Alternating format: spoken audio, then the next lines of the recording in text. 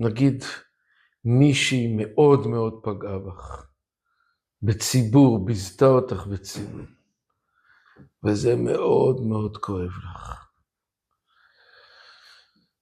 עכשיו, ללכת, קודם כל פנימית, לדון אותה לקו זכות. אז יש התנגדות גדולה של הגוף לדבר הזה. לחשוב עליה טוב, לדון אותה לקו זכות. זה אחד. אחר כך, ללכת ולעשות מעשים לטובתה. לטובתה.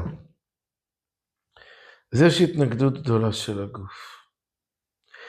אז לכאורה, זה סבל. כל הדבר הזה זה סבל.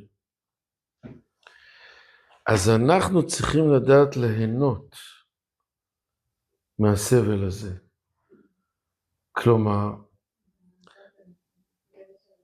זאת אומרת, אם אני סובל, זה אומר הגוף שלי מתנגד לגמרי, כן? אני עכשיו נגיד פגועה מבעלי,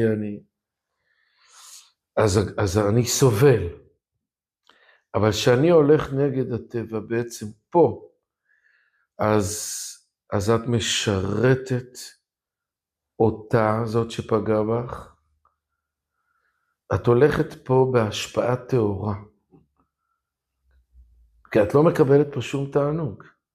את הולכת ממש נגד. אז מזה את צריכה ליהנות. מזה שאת עכשיו נמצאת בהשפעה טהורה, ואת בעצם משרתת את אותה אישה, לא את עצמך, את סובלת מזה. את משרתת אותה ואת משרתת את הבורא. אז פה, דווקא איפה שיש את הסבל, אנחנו לא צריכים לאפשר את הסבל. צריכים להפוך את זה לתענוג. בכל מקרה אנחנו צריכים להיות בתענוג. אפילו במקרה כזה, לא מבקשים מאיתנו לסבול. מבקשים מאיתנו להפוך את זה לתענוג. מה התענוג? שאתה עושה רצון השם? כן. כן. ושאתה באמת משפיע. אתה לא מקבל מזה שום דבר, אתה סובל מזה. זה בעצם מה שישו אמר, להגיש את הלחי השנייה. את ישו לא הכרתי עדיין. אתה יכול ללמוד? מה, אני יכול, כן, אבל אני הכרתי את הרבי שלי. כן, תן את הלחי השנייה. כן. אני לא יודע מה הוא אמר, מה הוא לא אמר, אבל כן.